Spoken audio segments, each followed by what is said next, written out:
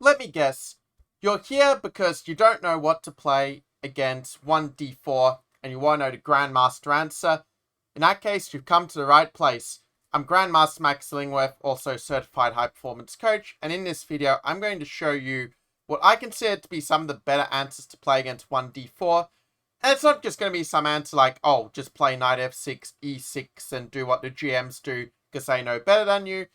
Instead, I'm going to break down some of the options, starting with some of the really stupid options that you just shouldn't play, and moving towards more respectful ones that are more likely to be the right one for you. If you're enjoying this video, do make sure to smash that like button and subscribe. It's the easiest way to improve your chess. So, first of all, just whatever you do, don't play the England Gambit with e5. It's complete rubbish. You're down a pawn for absolutely nothing. Just don't go there or you're never going to become a chess master. For more respectable systems, well, that's what we're here for. So, after d4, the next most respectable system may be something along the lines of b6. But I don't really recommend b6 because your white just gets too big of a center, so don't do that either. But at least it doesn't lose by force out of the opening the way e5 does. Next on the list would be something like c5, where okay, c5 can have some merit if, let's say, you know your opponent only knows the London and absolutely nothing else, and then, well, then it's fine. But unfortunately, knight c3 and e4 is also just going to be much better for white. There is this line exists known as Schmid-Benoni, but again, white is much better if he knows some basic theory. So again, don't play c5, but play something else. Next on the list, and well, there are some lines that are so disrespectful they don't even get mentioned in our category, but the Dutch would probably be the next one in our grouping, as it were, to cover some of these weaker first moves. But these f5, I mean, while white gets a small advantage, it's not like it's so terrible in a sense. Well, after this, if you're going to play the Dutch, it's probably better to play the Leningrad version with g6, because the lines like Ilyin Genevsky with e6, bishop to e7, and this kind of thing are just much worse for black if white has some clue of what he is doing. As an example, you don't even have to play knight c3 and fall into black's idea of playing knight e4, but you can just play b3 and bishop b2 first, and black is basically much worse. Stonewall is a little bit more respectable, like d5 or c6. But even then, white has lines such as knight f3, or even lines like knight h3, with the idea of trading off the bishops. And in all these cases, white is just a little bit better. If we do take this sort of position, I mean, there are various lines that give white a small pull, based on the weakness of the e5 square. Actually, modern Indians even like playing knight e5 immediately, but okay, we are not here to see how to refute all of these sidelines, but more what we should play against d4. Leningrad Dutch show is kind of not such a bad opening. I mean, it's true, white does get a small advantage in different ways, particularly in the main lines, with castles, c4, d6. I mean, yeah, white is a little bit better in these positions, but black also gets some counter chances. So if you want a low theory line that gives you some counterplay, it's not the worst way you could go. And if you are going to play this way, I would probably recommend playing most likely the lines with c6 that are a bit more solid. You meet d5 with e5, and the arising structure is, quite solid, if slightly worse.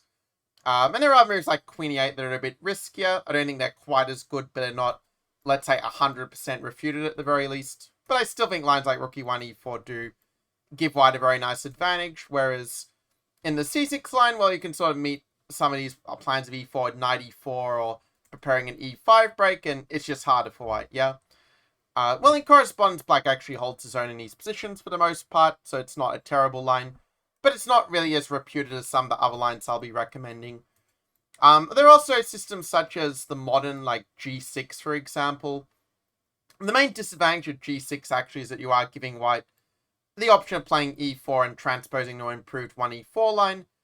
But if you normally play the modern defense, or let's say some Pirts against 1e4, then you might be okay with this possible transposition.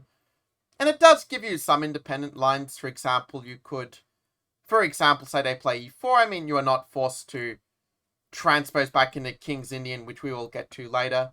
But there are some other approaches like e5, knight d7, knight c6, and okay, these are not quite as good as the King's Indian, but if you want to get some non-theoretical position, but still in the flavor of a King's Indian, it's definitely a way you can play it, right? Another option that black can go for is likewise to go d6, but then again, you have to be ready for e4 in this case. And after e4, I mean, yeah, you're basically in a worse version of an e4 opening compared to, say, Sicilian or 1e4, e5. But d6 does have some small move order advantages depending on your repertoire. For example, if they play c4, playing like normal Queen's Gambit, then e5 is kind of an interesting line that maybe it's not 100% equalizing, but you get some nice play in the center, and it's not too easy for white to prove an advantage if they are not fully prepared for such a line. And if they go knight f3, you also have some ideas, like, for example, knight f6, and you could potentially transpose into a King's Indian, but where, white is committed to knight f3, right? So their options are a little bit reduced. And there's even this independent line instead, bishop g7, where you can go bishop f5 and try to stop the King's Indian transposition. But it's not really that great. I mean, it's thought to be a lot better for white if they do play it correctly, so I can't honestly recommend it. Even though some GMs play occasionally as a must-win line, but for the most part, yeah, if you're going to play d6, it's better to play it with the idea of transposing the other openings in general. And also with e6 as well, like e6 tends to work best as a transpositional tool, right? Because, well, again, you also have to be ready for the transposition to the French after e4. And if they go c4, then you're probably best off just transposing to, let's say, Nimzo-type territory or Queen's Gambit decline with d5. Because the alternatives are just not that great for black. I mean, if you play b6, the English defense, unfortunately, it's kind of like the 1d4, b6 lines, and while c4 is not maybe the absolute best version, white's still got a lot of space and still some, at least small advantage, maybe more at this point. So this line is not fully playable. If you like openings like the Bogo Indian, bishop b4 is kind of an interesting idea, where, you can try to benefit somehow from the fact that knight f6 wasn't played, and maybe you try to avoid some things like the Nimzo, but I do think, though, after either bishop d2 or knight d2, that white does get a small advantage, and, well, white also gets some extra options. I mean, for example, white has not played knight f3 yet compared to the Bogo, so there are moves like knight c3, a3. There are different approaches white can play, where bishop b4 might not be as good of a fit, right? So I think that these lines, if you're going to play e6, it should be more as a transpositional tool to other systems that we will see later. And, well, on that note, we can now continue on. Do I consider to be the primary alternative to knight f6, which of course is a little bit more hyper-modern, like some of the other systems we've seen. But the move d5 is one that, if you are completely stuck against d4 and have literally no idea what you should play, then maybe it makes sense to start with d4, d5 system, just to make sure you're not just going to get completely demolished in the center, right? But then after c4, there is the question of, well, what should we play here as black? And I'm going to work from some of the sidelines that are kind of rubbish towards the more main lines. I mean, the move e6 I will get to a bit later, but because we did see it via transposition before.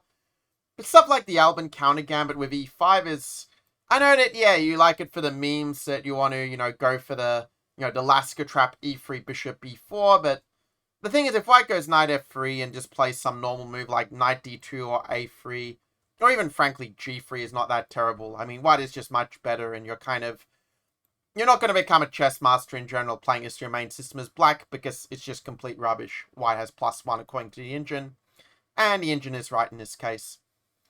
And similarly with something like Chigorin with knight c6 is also kind of a bit rubbish in my experience, that if white just plays even knight f3, for example, not to mention other moves like knight c3 or cd5, if black goes bishop g4, the lines where white goes cd5 are just clearly better for white. I mean, yeah, you get the double pawns on the f-file, but, white's got the dominant center, it's got bishop pair, and this queen is just a target, so just not really playable from black's perspective, at least from an engine perspective. Probably the main alternative to the big three that I have the most respect for here is probably the move c5, the Austrian defense. And it doesn't equalize, but at least, players like Mametrov have used it successfully as a blitz weapon. The only problem with this after cd5, queen d5, and knight f3, white has this very annoying little trick here after cd4, where he can play the move knight c3 and use the pin on the pawn to the queen to get a nice lead in development, and, well, while with correct play, black can probably keep white to a small advantage, it's also like, well, you're just giving up quite a few tempi, moving the queen everywhere while white just develops and improves the position. That's not a particularly fun line. I don't really recommend this as anything beyond maybe a kind of system in bullet to muck around with, let's say. Because beyond the surprise value, c5 is not really that good. Some lines that are a bit better are the next three moves I'll show of in d5, and if you want to play d4, d5 as black, I'd recommend playing one of these three systems. The first one I'll show is d takes c4, the Queen's Gambit accepted, and this line I think is a little bit better than its trendiness at high level would suggest. I know some players like Aronian were playing it recently. The idea is in the main line with knight f3, knight f6, and black is not forced to play it this solid way with e6. There are alternatives, but this is sort of the main thing people think of when you say QG8. I mean, these lines are very, very solid for black. The only disadvantage, and the main reason I personally stopped playing them a lot as black, is that there are certain lines that are very safe for white, where it's going to be very hard for you to win against a, let's say, player who's not a lot weaker than you. And that's especially true in lines like d takes c5, the endgame variation, and, whether you let them take you or whether you take them, either way, like, white just gets this small but very pleasant advantage where, he just has a little bit more piece activity and a little more harmony with the piece placement, as it were. So that's not an ideal line. I mean, you're able to draw without too much trouble as black if you're well prepared, but it's not, the world's most fun system to play. And the lines where you try to avoid this sort of thing, whether it's with, let's say, some a6, b5 earlier on, say in this position or even around this point. I mean, those lines as well have a similar problem that you're basically just playing for a draw as black, and your winning chances mainly stem from white overpressing or making some big strategic mistakes. And also there is a point that white does have the move e4 as well, which is slightly annoying. I mean, if you're well prepared, you can play moves like either knight f6 or even the move e5, and these lines are thought to allow black to gradually equalize, especially lines with ed4. In correspondence, it's sort of been shown that these lines with bishop e6 are just quite solid and you're able to maintain the balance. But again, it's not a lot of fun. The engine does give a small advantage for white at first. The correspondence players figured out how to draw as black, but again, you're working harder to equalize in these lines compared to some of the more mainline systems. And if you play knight f6, you are also accepting a space disadvantage, which, again, it's manageable if you're well prepared, but you are just a tiny bit worse just on a practical level as well as an objective level. Though I will point out bishop f5 is an interesting shortcut if you want something that is maybe a little bit more precise in the old main lines with knight b6, knight c6. So, going back to this position, I mean, the main options are really e6 or the Slav, and I'm going to go with e6 next, because I think that if you want to play the Queen's Gambit decline, the most effective version, I think this is not the optimal move order, but it's not exactly a terrible move order either. I mean, Queen's Gambit decline is very solid, and it's not an opening that is, in general, going to get refuted, right? It's the reason that nearly all the world champions played it. The reason I consider this move order just a tad imprecise, at least if you're wanting to play it the classical way, with knight f6, is that, well, you give white the option of playing the exchange variation with cd5, ed5, and bishop g5. And okay, it's not the end of the world. If you play very precisely as black, you are able to gradually equalize. It's just not a whole lot of fun. Like after c6 and e3, for example, well, black has different moves, but in all the cases, like whichever side you play, white just got this central majority and the pin is just slightly annoying. If you want to explore this, there are different lines. Perhaps the main pointer I can give is that the modern trend is actually to play a move like h6 quite early. Because there are actually certain advantages to flicking in the move h6 compared to the old school approach of just, developing and rook e8, knight f8 kind of thing. And that is that, just if I can show it a little bit deeper, if white plays, let's say, bishop d3 and we have castles, and say white plays queen c2, just postponing the decision of where the knight will go. Well, in a position like this, after, say, rook e8, and, if white goes knight f3, you have some nice ideas with knight to e4 that just allows you to equalize very directly when you get this control over the square. And this is where we see the point of playing h6, that if we didn't do this, there'd be some bishop e4, bishop takes h7, winning a pawn, but obviously that doesn't work now, and your rising position is just totally fine when black gets this knight here. And knight e2 does avoid it, but then there are other moves like knight h5 where you trade off the bishop and kind of equalize once again. So once more, not really too big of a problem from Black's perspective, right? So that sort of shows you can play into the exchange QGD and you are able to equalize with absolutely perfect play, but it's always going to be a bit easier for White to play these positions in my experience. And as for the options where White plays knight f3 or goes knight f3 here, this will be a better topic for things such as the move order with 1 knight f6 and 2 e6 that we'll get to near the end of this video. And I've included chapters, by the way, if you do want to skip ahead at some stage. But I like to explain like the different options in order. And before I do move on to 1 knight f6, I also want to mention the possibility of playing the Slav with c6. And the thing with the Slav is that, well, it's a very solid system, but it also has some decent counter-attacking potential. So if you like to attack from a very solid foundation, this might be the system for you. That said, there are certain lines I find slightly annoying, maybe not on an objective level, but practically are a little bit awkward. So the main line is knight f3 and knight c3, and of course we will get to this, but before I do, I also want to point out some other possibilities at White's disposal. One line I know puts off a lot of players from the Slav is just the exchange with cd5, which, granted, is not that critical if you know what you're doing, but it is slightly annoying to have this position where, you know, they've got the bishop on f4 and where we have to be a little bit precise in order to neutralize Black's play. I mean, the lines with bishop f5 do equalize, but they're also very safe for White, and White's not really risking a lot. Whereas lines like a6, the Chebanenko style, going for bishop g4, or even playing bishop g4 immediately, it's a little bit more imbalanced, but it is true that also White does get some very small chances for an edge in some of these lines, so it is, again, something where you have to be kind of well prepared as Black to neutralize White's first move advantage. And the other element, I would say, the main one, is that they can also play the slow Slav with e3, and this is a very positional line where in a lot of cases, if you're not willing to play a semi-Slav where White has not played knight c3 yet, which is considered a marginally better version for White practically, then in some cases you will have to be prepared to give up the bishop pair.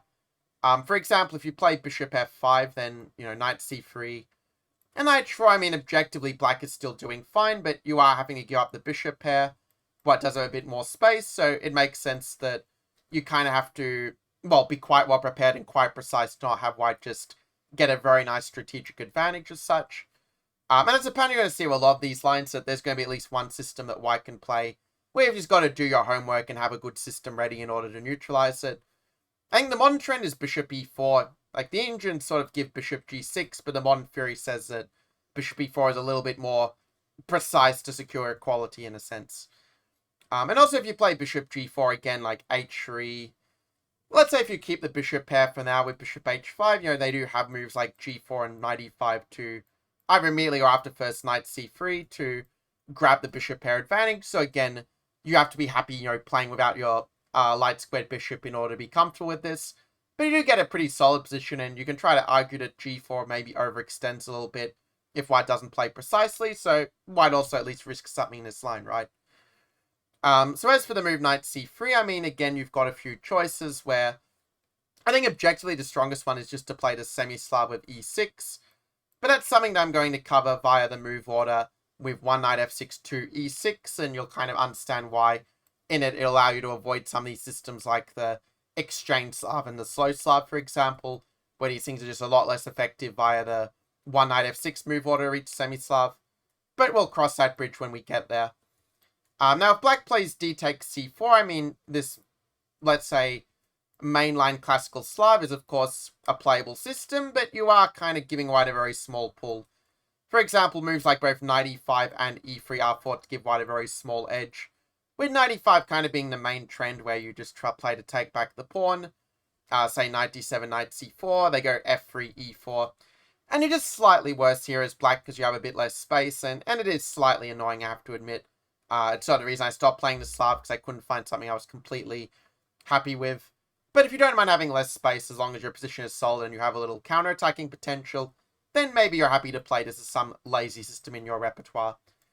And things like the Chebanenko, I mean, are also things that exist and can be played in, well, a lot of the different lines from, like, the slow Slav to some others, but I've always felt that these positions are just slightly better for White if they play c5, and, you know, e3 is its own different branch. But yeah, I think c5 is a particular line that kind of puts me off the Chebanenko, because if you're not getting in the e5 break, and if b6 is not really leading anywhere, you're just kind of slightly worse with the lack of space, which is not the most fun thing in the world, right?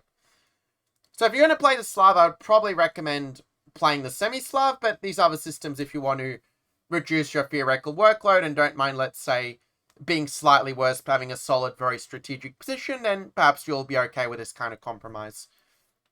And also, one thing I should mention about the e6 lines is I should point out that black is not forced to play knight f6. There are some other moves black can play, from things like bishop e7, which is kind of trying to play a classical QGD while avoiding the exchange.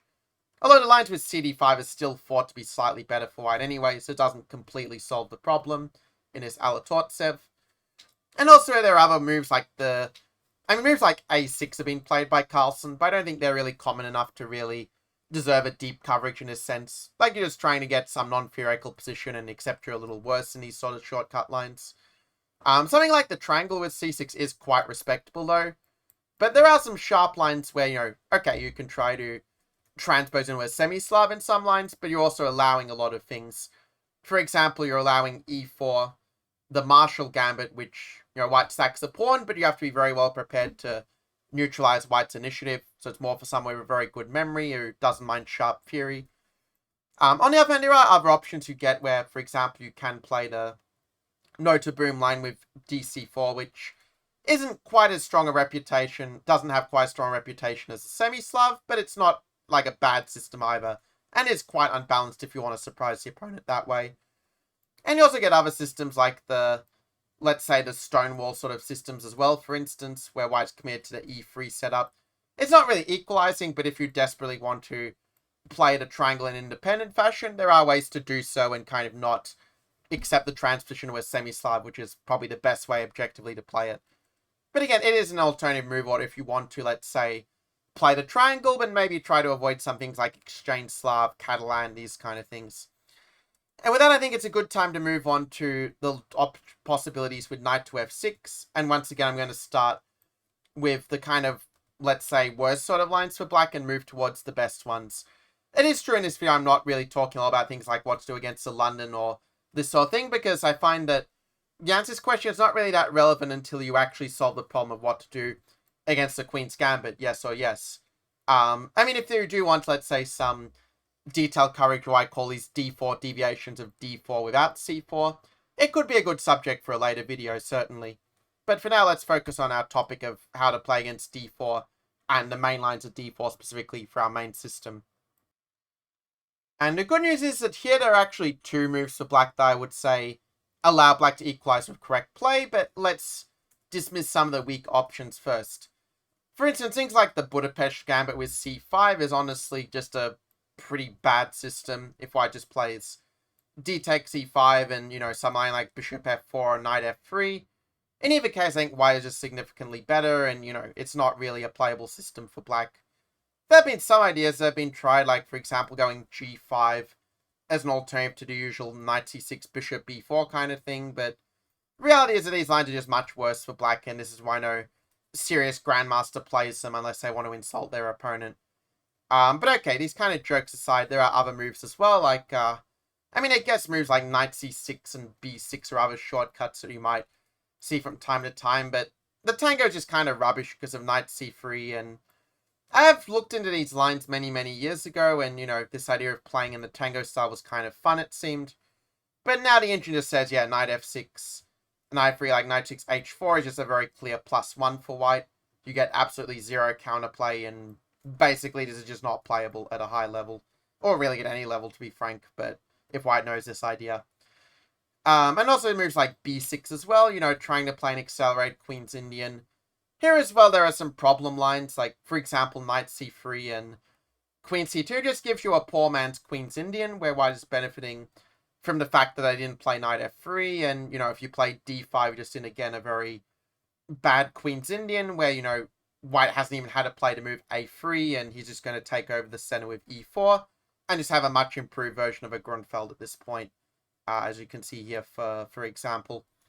I realize also it's kind of a funny point that even though this is a what to play versus d4 video, that it actually is giving you a lot of good ideas for your d4, c4 white repertoire, right? So it's actually useful for both sides in that sense. And the final alto I want to talk about before getting to the big two is the move c5, the, let's say, more Benoni type of approach. But unfortunately, the Benoni is just not really as good in this version. If you play e6, then after knight c3, take, and d6, there are just so many problem lines for black. But the one I would say is the single most annoying one is the line with e4, g6. And now what's particularly annoying is the Taimanov attack with f4. There are other lines that also give white an advantage, but this is the big problem with the move order.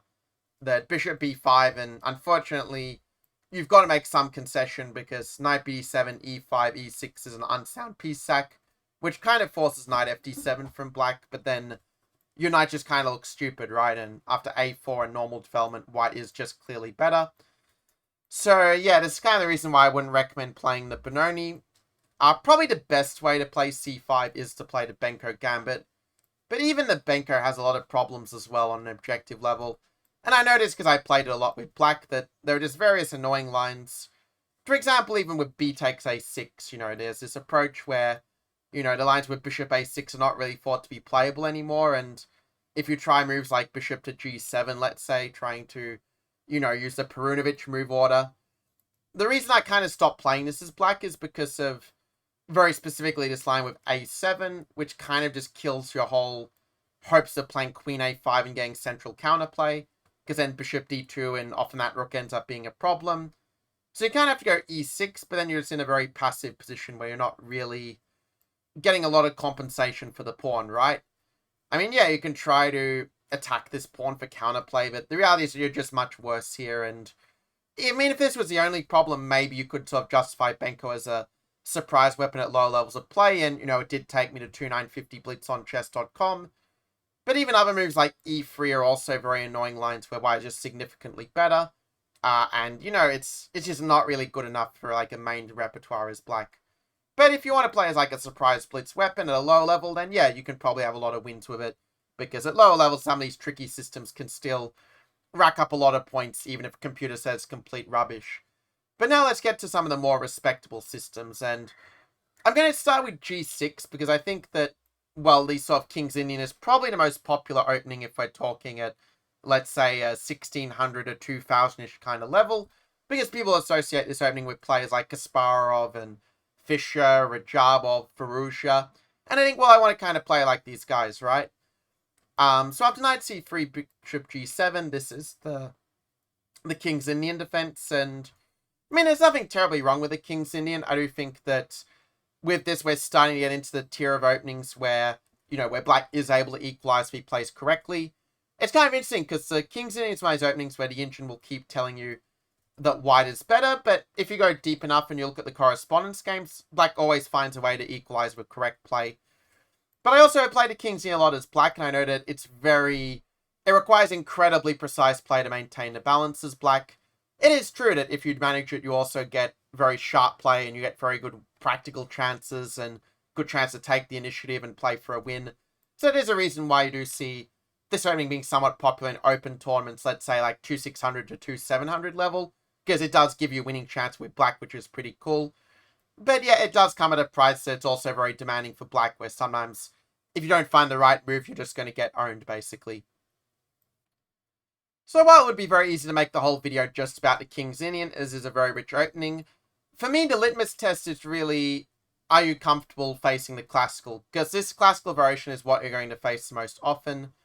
The main line is knight c6, and, well, this is what I was normally playing as a junior, and honestly, I absolutely hated these close positions. I always felt like I was getting out-prepared, and that somehow my mating attack never really amounted to mate.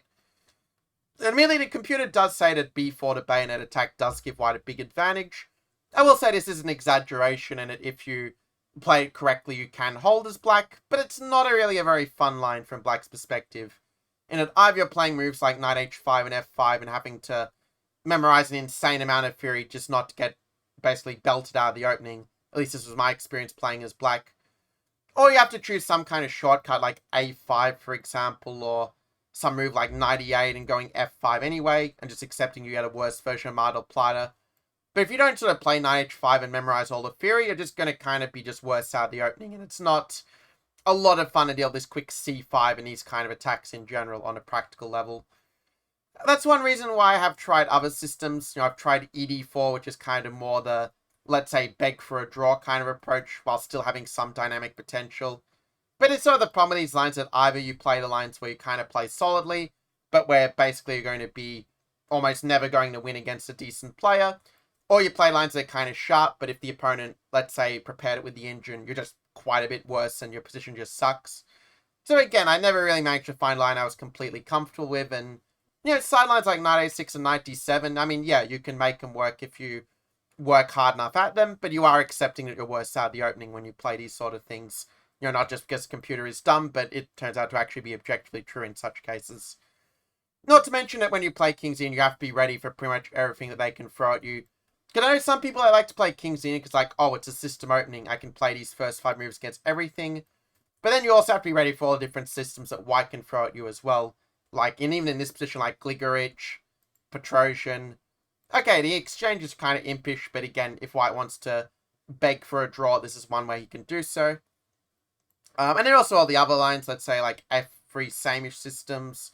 Recently stuff like h3 and bishop b3, these kind of semi-Makoganovs where you delay knight f3. Like, also these lines are super annoying where it's like, okay, if you binge a whole bunch of correspondence games and follow what they do, you're able to hold a draw, but again, not a lot of fun and you're not really getting your usual King's Indian play. So my own perspective is I think the King's Indian, you can make it work, but it takes a heck of a lot of work to make it work. More so, I think, than almost any other opening that I'll be showing you here.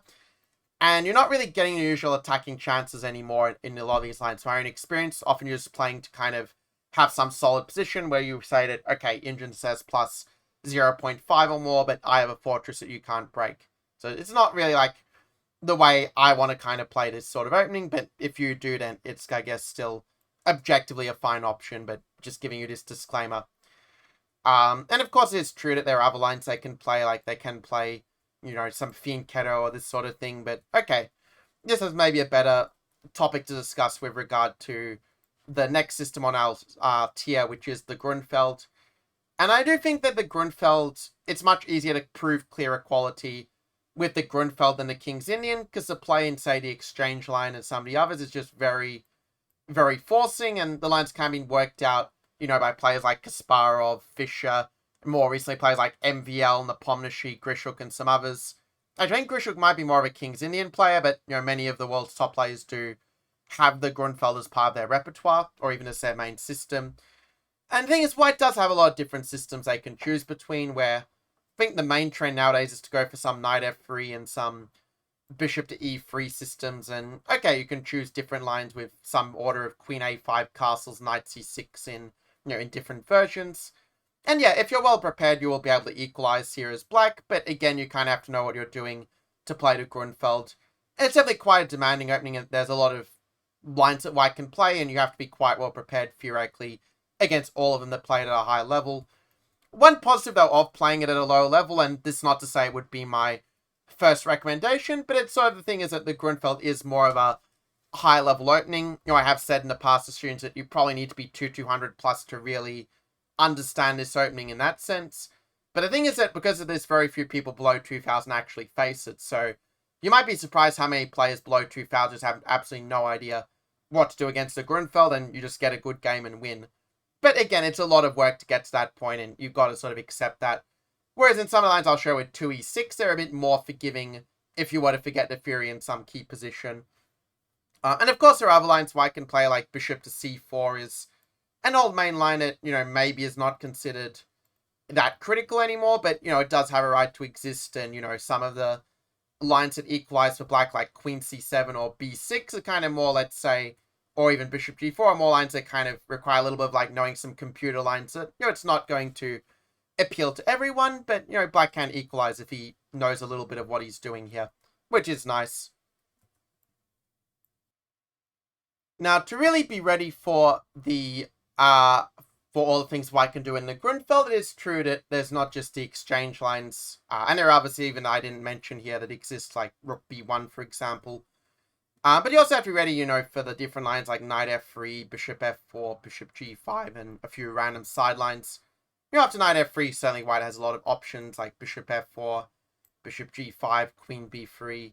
Even h4 has sort of been, you know, somewhat popular in the last 5 to 10 years for white as a way just to avoid fury. So you have to be ready for a lot. But the good news is if you are, then, you know, you're not really going to have theoretical problems out of the opening. There are lines that exist where white can play very safely and where it's not so easy to win against a player own rating, but that's kind of true for all of the openings, actually. So it's not really a problem with Grunfeld itself. Maybe the main practical disadvantage of the Grunfeld, and okay, I don't think it will put off the most hardened Grunfeld players by any means, but there are some slight move order problems you can run into with this. Let's say, for example, if you play g3, you kind of... I find that the d5 move order doesn't work quite as well. I like, you know, playing like d5, cd5, knight d5. It doesn't work as well when I haven't played knight c3. And so you may find that you'll have to learn some other setup where, you know, you can transpose into a King's Indian, but that's probably not why you played the Grunfeld in the first place. Probably the best system is to play c6 and just play like very solid fianchetto Grunfeld, where, okay, your pawns kind of kill their bishop. And objectively, yeah, it's just equal, but at the same time, white does have some different moves they can play. You know, it's a more strategic type of position, not usually what a Grunfeld player is aiming for, but if you know what you're doing, you can equalize as black. But it is more about kind of understanding the positions more than memorizing loads and loads of theory in that sense. And there are other anti-Grunfelds like f3 and stuff, but you're probably not going to face them all that much. So that's pretty much a review of g6. I will point out, by the way, that if you are playing the Grunfeld, you might have some slight challenges facing one c4 and one knight f3 if you're not willing to learn a whole completely new system, because trying to play a pure Grunfeld against these lines does tend to give you a slightly worse version compared to one d4. So I will just point out in mind that compared to something like, say, King's Indian, it's harder to kind of gel the Grunfeld with the flank openings compared to like some system opening. It's possible, but it just requires a little bit more thought. So that really leaves the line that if I say I know nothing about you and I have to recommend one line, it would probably be some line with knight f6 and e6. Like, assuming, of course, that you're at the level where you are able to play a hypermodern opening without, like, just getting completely rolled over in the center. Because that can happen if you're kind of new to chess. In that case, maybe d4, d5 will suit you better. But if you're a little more advanced, this is probably the direction I would recommend exploring, and only if you have some problem here. Like, let's say, for example, instead of knight f3, if you say, well, I just don't like the Nimzo because I don't like having to give up my bishop pair, you know, in the opening, then yeah, you might say, okay, well, that rules that out. Let's look at some other line like 2g6 or 1d5 or such. Let's look in this direction. But the thing is that with the Nimzo, like, the lines where white does get the bishop pair do tend to be pretty fine for black as well. I mean, a plan like c5 and just attacking this pawn is not difficult to understand that white's structure is very weak. Yes or yes. So in the Nimzo, I mean, there are other lines that are, of course, a bit more critical for whites. You know, the Rubinstein is kind of the old main line, and definitely a lot of flexible ways for both sides to play it. But in general, black is doing quite fine in the castles lines. I mean, you can play it with d5, or you can play it with c5, or, of course, combine both the moves, where the old main line goes something like bishop d3, d5, knight f3, c5 castles, and you kind of have this crossroads where there are a lot of quite playable moves that black can choose between, but if you want the absolute most reliable equalizer, it's just to take, and then in this IQP position, just play Karpov variation with b6, and that is well known to give a very clear 0-0-0 level of equality, which, by the way, is the reason why a lot of Rubinstein players will not play this system, but they'll play some shortcut, say, knight e2, cd5, a3 kind of things. They're not really objectively better, but they're just trying to get you out of book. And also in this position, there are other lines like knight e2. Even a move bishop d2 has sort of been trendy recently, but it is also a line where black can equalize if you know what you're doing. It's just in that case, you're probably not going to be playing c5, but instead like b6 and playing more of a Tartakower style setup. Where, okay, it's an improved Tartakower because their bishop is not on g5 like in the Tartakower QGD, but at the same time, your bishop is going to lose a tempo going back. It's not fatal, but I guess both sides will say they're happy with this sequence of events. And Injun says 0-0-0, not surprisingly. There are other lines like Queen C2 you do have to be ready for when playing the Nimzo, and I just tried to do a video on the how to play Nimzo as black, but yeah, basically castles It's considered the most reliable, with d5 at a very close second place. And specifically this Kramnik variation with d5 is kind of thought to be the line that really kind of killed 4 queen c2 as a serious try for an advantage for white. Of course, people still play it, because if you play some other lines as white, like black is still fine, of course.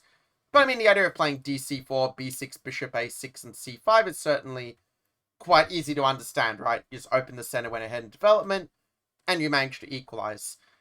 And if for some reason it's a bit too theoretical, or you want something a little more strategic, then the old main line with b6 should give you equality. I think you have to work a little bit harder for it when white has the bishop pair and more space.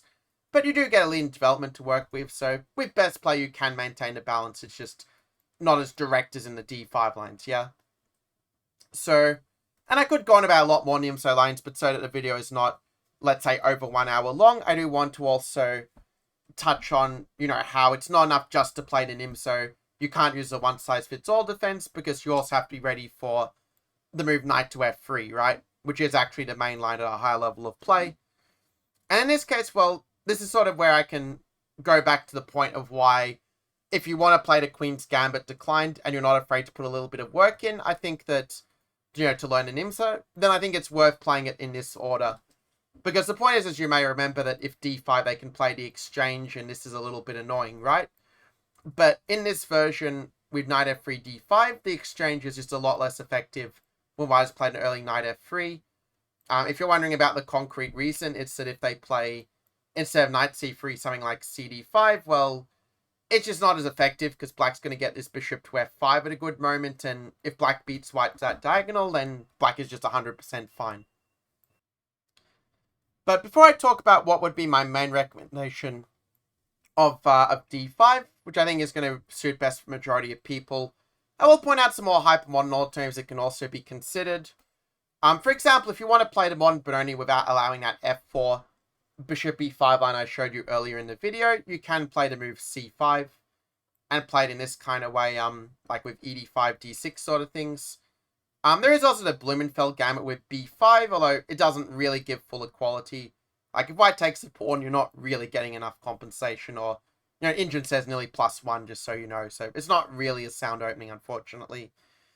By contrast, the modern Benoni with, let's say, d6, knight c3, is a little bit more respectable, but there's still problem lines to deal with here. Well, I can give a couple of examples of some of the issues. Perhaps the safest approach for white to have a stable advantage is just to play the lines with knight to d2. The reason for playing knight d2 and not e4 immediately is to try to avoid some ideas like a6, a4, bishop g4, where, black can try to at least trade off this knight before white can go knight d2, and, okay, white's still better, but black can at least say he got a solid kind of position. But knight d2 just kind of avoids that altogether, and unfortunately these sort of classical lines are kind of well known just to be quite a lot better for white. Well, maybe a lot is a bit strong, but it's pretty clear that white is the one with the advantage in such a position with more space, and the fact that black is not really able to get his usual breaks in a good version because, well, white is just too solid. So instead of this, I'm going to share some other systems against knight f3 that I think are a bit more respectable than c5 here. One such system is the Bogo Indian, which is actually a line I have a little bit of a soft spot for.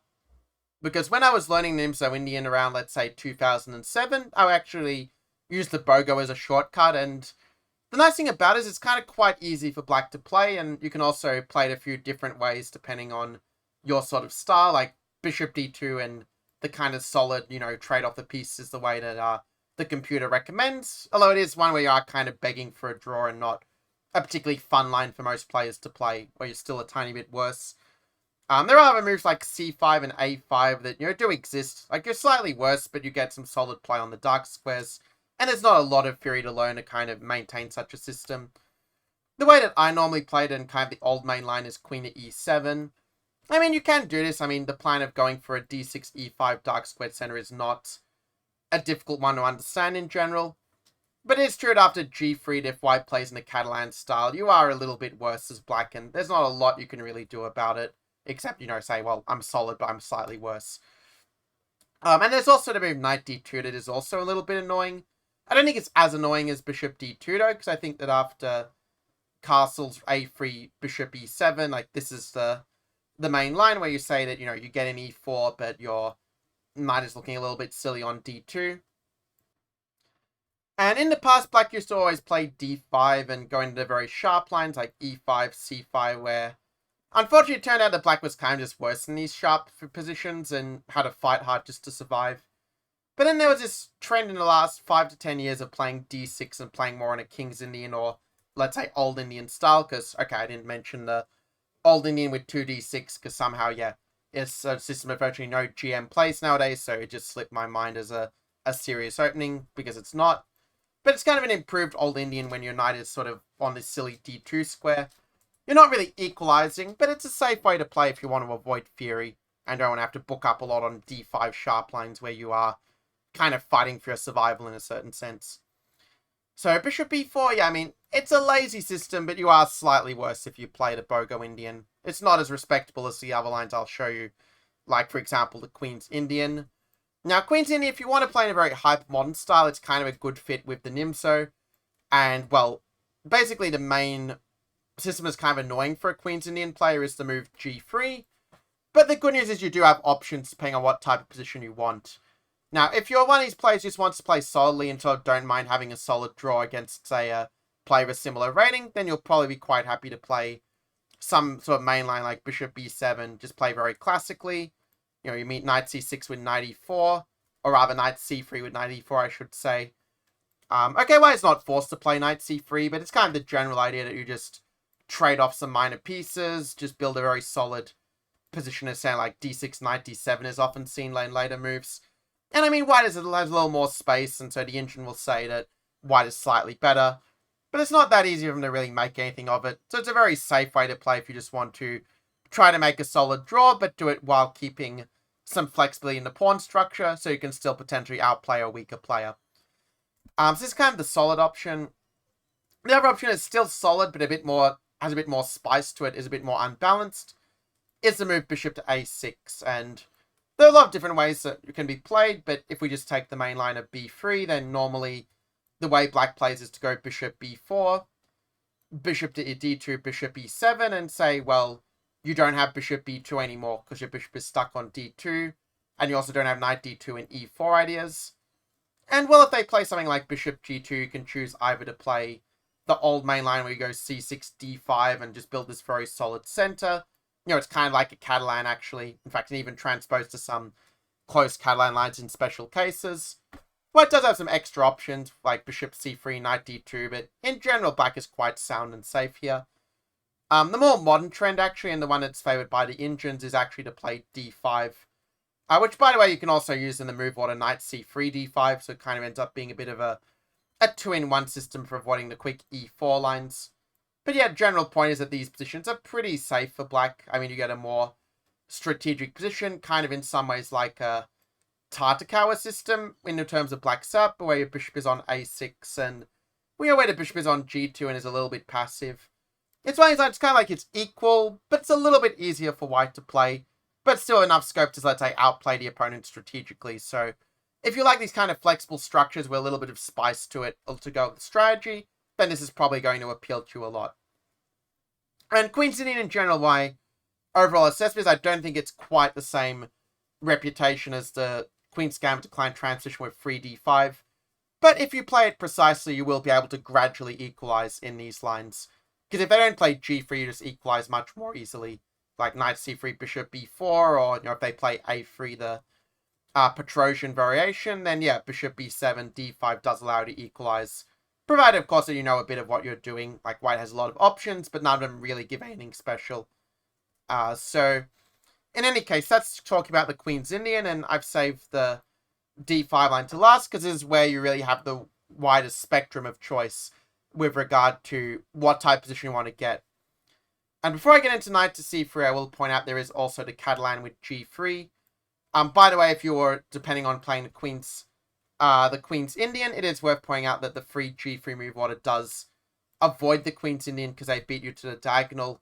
So in that case, you may find that you have to learn some system with like this, g3 bishop g2 anyway, just pointing it out so that you can really build your repertoire the right way and not be vulnerable to these sort of move order vagaries.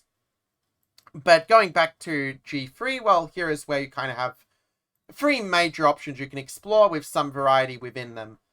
The one that you'll kind of see at the Super GM level most of all is going to be Bishop b4.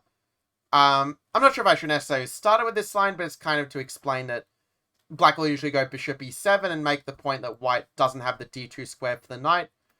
Because let's say if you play Bishop e7 and you just develop normally, which is a line that does exist, it's sort of not considered the most precise here to play like knight bd7 c6, because then White can go knight d2 and go e4 and kind of say that with the extra space in the center that White is just a little bit better. Granted, lines with dc4 are kind of solid, but you are accepting that White has a little initiative in such lines. So in order to avoid that, basically this is the idea of Bishop b4 and Bishop e7 to still play the same kind of way, but where you are not, where you're not allowing knight d2 in the e4 break. And because White's option a bit limited, this is the reason why Black basically can equalize if he knows a little bit of what he is doing here. Obviously, its own theoretical backwater we're not going to go deeply into because it's not the point of this video, as it were. There are also other fun lines like the Ukrainian variation with Bishop d6, but they don't have quite the theoretical reputability of Bishop e7. It's more like a kind of shortcut to surprise the opponent. And also at Bishop e7, it is just as good as Bishop b4, but if you want to make it work, you should probably play it with d takes c4, and this is the way that the top GMs play it as Black. Queen c2, and again, Black has options, but the main line is to go a6 and challenge their bishop on a long diagonal, either with Queen c4 b5, or with a4, where they stop b5, but they also have this bit of a weakness in the structure on the queen side that allows Black to equalize if you play correctly from this point. And then the third option, and the one that maybe is not quite as reputable as the bishop moves, but it's a pretty close third, would be to play d takes c4, and then, you have a bit of a choice after Bishop g2 in terms of how you want to play this open Catalan, as it were. And I mean, the options here for Black do include moves such as, let's say, Bishop b4, Knight c6, c5, and there are some other sort of backwaters like c6 and Bishop d7, for example, that don't equalize, but which maybe surprise an opponent and could cause practical problems. But the main line here is to go a6, and it's the one that would probably be what I would recommend if you want to play the most reliable lines possible. The idea is that you can go Knight c6, but unlike the 5 Knight c6 lines where Queen a4 is annoying, here you've got b5 to kind of cut that out to make sure you can keep the extra pawn. I mean, these lines are definitely quite dynamic. There is a lot of sharp theory, where after, say, e3, which is the main line to go Queen e2, you can kind of choose whether to play the old way with Bishop d7, which, where you kind of hang on to the pawn, but, you kind of face some positional pressure, and honestly, it's not a lot of fun, which is probably why the correspondence guys switch to giving back the pawn and just playing more for a solid equality. But its true position is kind of easier for White to play on a practical level, even though very gradually Black is able to equalize, according to the correspondence players. But the more modern line, which is kind of a bit more fun to play, is the one with Rook b8, where you're kind of, preparing this sort of b5 by getting off the diagonal. And if they go Knight fd2, you can play like e5, and there are these fun lines where basically you sack a pawn, but you get this sort of good counterplay, with Knight to g4 if I'm not mistaken here. So Knight g4, and you end up sacking a pawn, but you get this very nice play with the bishop pair. Lead in development, chance to attack the king. Obviously, that's a line where you have to do your homework because it's very sharp and the engines have gone, analyze this pretty much to death. But if it catches out an opponent with White, you could potentially score a quick win with this. And it's objectively fine, even if, if both sides know what they're doing as such. So those are the different options, depending on whether you want something more sharp, more solid, or maybe somewhere in between. And that really leaves then only the question of what to play against Knight c3. If you are happy to play this move order, as it were, with Knight f6, e6, d5. And there are a lot of different options that Black can choose from at this point. And, well, the trends kind of shift a little bit at the higher levels. But let's talk about some of them. The semi-slide with c6 is going to be my main line, but let's touch on some of the other possibilities in kind of ascending order of strength. Now, one shortcut is to play a move such as a6, which Carlsen was playing quite a bit in the last few years or so. The thing with a6 is you try and go dc4 and hang on to the pawn, but if they play CD5, you are ending up in a slightly worse version of a Carlsbad exchange QGD structure, and really A6 is not the most useful move in the position, and this is the reason why it's typically thought that white is just a little bit better in these kind of positions after either, bishop d3 or h3. The idea of h3 being to create some look for the bishop if needed, if it comes under attack. So a6, yeah, it can be a fun sideline, but it wouldn't be what I'd give as a main repertoire in general. Also, stuff like knight bd7, there are these moves where you can try to be flexible, but you're also kind of committing a little bit. Moves like bishop f4 or cd5, like you have to be ready to play these kind of structures in a sense. And also moves like dc4 to Vienna. I mean, there's nothing terribly wrong with a Vienna, but there are lines like e4 which can... Well, there are extra options for both sides. The extra option for white is after bishop b4 that white is not forced to play bishop g5, which is considered to be a pretty decent line for black according to theory. But there's this Vienna Gambit with bishop c4 where, white sacks some pawns but gets a big lead in development. And theory has kind of concluded that, if black plays perfectly, he can maintain the balance, but white's position is very easy to play. As far as gambits go, it's one of the better ones for white, and so it's not something I would really recommend unless you have a very, very good memory or massive faith in your defensive skill, because in practice it's much easier to play white. But if you do want to look into it, probably knight f6 is a way to play for equality if you want to explore that. But there are also some other ideas, like one line that's been kind of trendy in the last couple of years, this system with b5, where you kind of sack the pawn back in this way. But then you go knight b6, and you kind of say, the pawn is kind of annoying, that you've got a very easy scheme of development. I mean, you're not equalizing, but it's kind of tricky for white to play. Again, it sort of falls into the category of a fun surprise weapon. Maybe you can catch someone out in a one-off game, but I wouldn't rely on it as one of my main opening systems. So with that, we can start to move towards some of the more, let's say, respectable systems, what I will call the big three. And I'm going to start with mentioning the Rogozin with bishop to b4.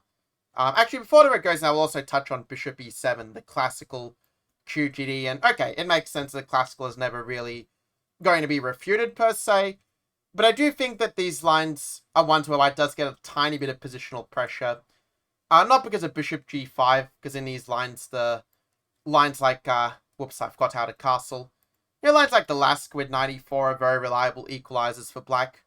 And also the Tartkow with b6, another line where, let's say, if you want to keep some winning chances in the position and play more strategic, it's also quite a good line, whereas knight e4 is more of a beg for a draw kind of variation, though black does generally succeed in doing so.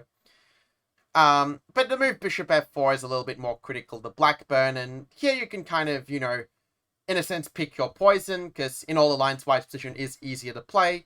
But of course, bishop e7 has been played since virtually the beginning of time. Like, this was the first, if you like, real defense against d4 played by the first great chess players. And, I mean, there are moves like c5 and b6 that, if you go through it deeply enough for the computer, you can gradually equalize, but the line knight d7 is probably the more reliable one, at least based on engine analysis. The only disadvantage practically is you have to be ready for a lot of different structures. You've got to be ready for the c5 structure where white does have a long-term space advantage, and you're kind of playing more for equality than really for a win, unless white were to overpress somehow or miss some trick, but it doesn't happen all that often in my experience. And then there are other moves like bishop e2, where white can again just develop, play very safely. Also moves like a3, where, the way to play is meant to be c5, but then you have to, be comfortable playing an isolated queen's pawn, which is not going to be in absolutely everybody's wheelhouse as such. But of course, objectively, it's not worse for black. So this is a little bit annoying. I mean, it's not the end of the world if you just want to play very solidly and very classically, then this is a good way to do so. And this line does have a great pedigree. But there are two other systems I consider a little bit more reliable equalizers if we're talking from a computer and from a practical perspective.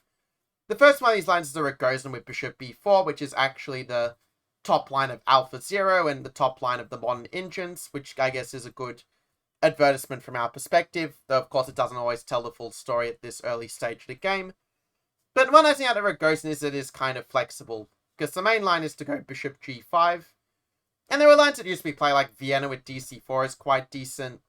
The old main line is knight d7, which is a little bit under a cloud these days, but the main trend is to go h6 and just to play these positions where, okay, white has got a nice space advantage, but you got the bishop pair, and It's actually, funnily enough, even though Ghost has a very dynamic reputation, when black plays h6, it's normally just to make a solid draw. For example, with something like e3, where, I mean, white will try to argue he's got a little bit of a lead in development to fight for an initiative, but if we're talking objectively, position is just balanced, and there have been some GM games that have actually even ended in short draws from this kind of point. So, yeah, h6 is not really perfect if you want to play for a win, but there is some imbalance in the position where, let's say if you're not a professional player, you'll probably have enough imbalance to outplay a weaker opponent for the most part.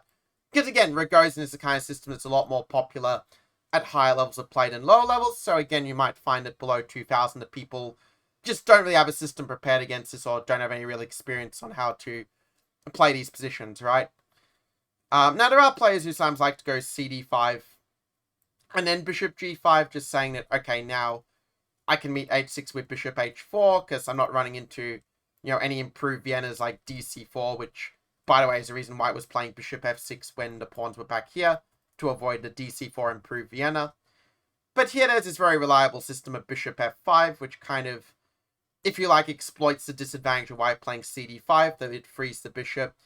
And it's kind of like a Carlsbad structure, but it's a better version where you've got more piece activity because of the active bishops, and that pretty much ensures that you equalize without too much trouble. I mean, in some ways you do have to give up the bishop pair with bishop c3 in the Rogozin, kind of like the Nimso. But if you're alright with that, then I think that this is a pretty good system for your repertoire, and can, well, allow you to equalize with correct play. I mean, there are alternatives like, queen h4 is another line, but in general, if you know what you're doing, black is doing fine there as well. Just that you're not getting in your usual c5 break, but you have to, again, be a little bit flexible and play more for the e5 break in such positions to equalize. So bishop b4, yeah, leads some interesting strategic battles, and the same is true for line that if I had to give a single line as sort of my lifetime recommendation against 1d4, like knowing that no matter what, computers come up with, that it's always going to be a good move and will always maintain the balance, while still at the same time giving you good scope to play for a win, well, then my vote would go for the semi-Slav. And it's true, I did do a video on the semi-Slav for YouTube repeatedly, but I'm just going, previously, but I'm just going to share with you just like the basic reasons why. So in terms of, let's say if they play bishop g5, which is kind of the old main line, you actually have 3 different approaches depending on what sort of positions you like.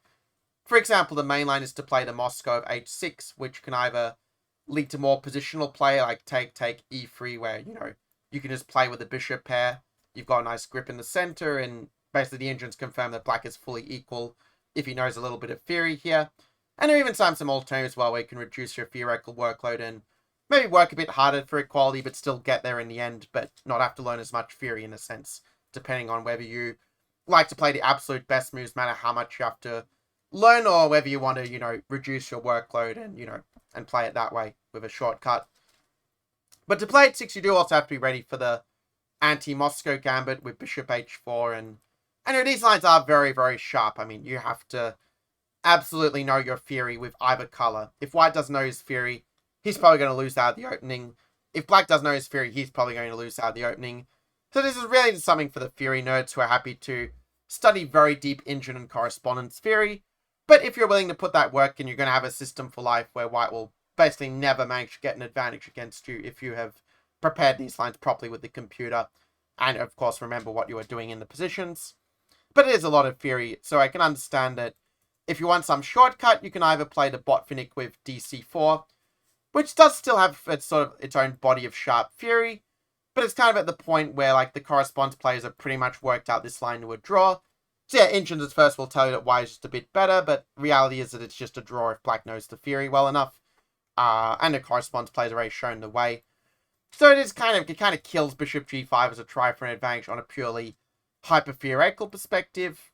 And also there is also the shortcut of knight bd7, and playing the Cambridge Springs, which of course is a legitimate enough system. It's not quite with the caliber of 5h6 or 5c dc4 as being like a ironclad equalizer for black. So white is a tiny bit better in these positions because of the extra space, but it allows you to play more safely and, play a more slow strategic game. Like, there's none of these, like, crazy pawn sack lines in general in this opening. So it's kind of like the lazy option if you want to play a main line, but play it your own way and as solidly as possible, and accept that, maybe you're a tiny bit worse, but you can neutralize if you play it precisely from there.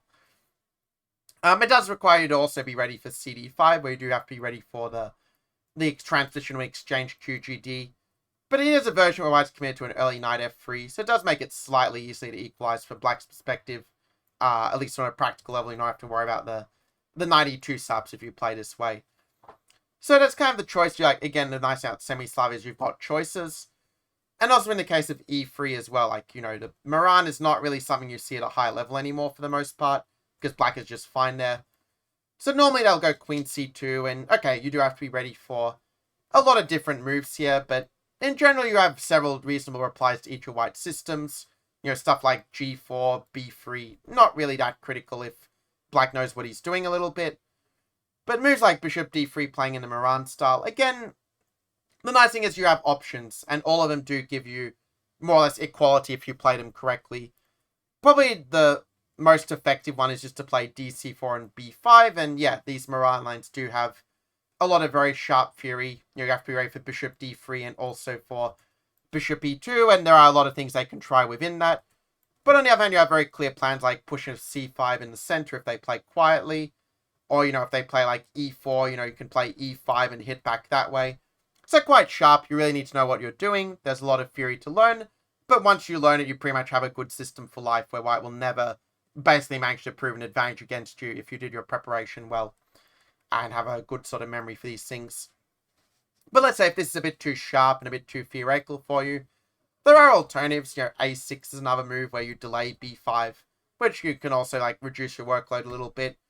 And there's even moves like e5, which are maybe not quite in the caliber of b5 and a6, but where you can still probably gradually equalize if you know what you're doing and kind of understand the positions well enough, because you're kind of playing it almost like an old school QGD from the 920s, but a better version where white play like queen c2, bishop d3, bishop c4, and, you know, where the bishop's on c1 instead of g5, which obviously is a better version for black.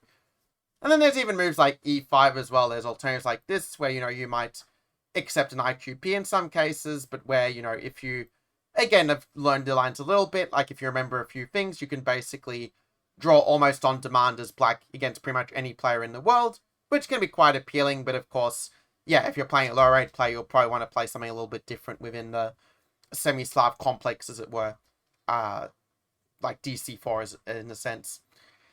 So yeah, this was a bit of a long video. It was kind of longer than I initially planned because, well, there were so many different variations to address, but I think that this really gives you a very clear picture of the pros and the cons of the different options against d4, and I think that you guys are by now used to me kind of going into a lot of detail and really delivering the full-bodied answer to the question rather than, you know, going very surface level. Actually, there is one other system I did forget to mention that I do want to just touch on really quickly. There is also the move c5, the semi-Tarish, which actually does have a pretty good reputation.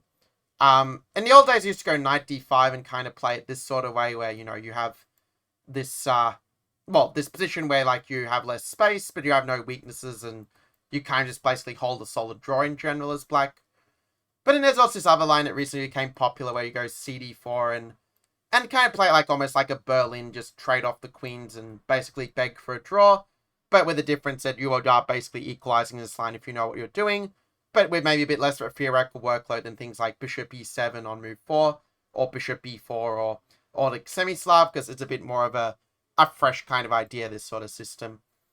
So yeah, those are kind of really the options, and I think it's really up to you which one you want to play against d4, but at least you're kind of familiar now with the pros and cons of the different options, and if you really have no idea, I would recommend playing some system that's connected with putting your pawn on d5, you know, supported by the pawn on e6, because those systems are very classical, and it's very easy to move between systems in these lines, where, like, if one line doesn't appeal to you, let's say, for instance, you learn the Ragos, and you say, okay, I like the semi-Slav better, well, it's very easy to switch and still, like, have the other systems like Nimzo and other stuff in your repertoire. So I like it for flexibility. That's why in my playing career, I mostly played knight f6 and e6 and then d5 if they avoided an Nimzo. But really, it's up to you which one you want to go for. In any case, I hope that this allows you to make a much more informed decision, and you're not to, like, move between all the d4 systems and struggle, but to actually stick with something. And if you do want to actually talk with me more individually about your situation of how we can help you get to the 2000 plus level, or even better, get from 2000 plus to master and beyond, then do make sure to shoot me a DM. I put a link as a pinned comment so that you can reach out to me easily. That's all from now, and I will see you guys in the next video. Get out of here.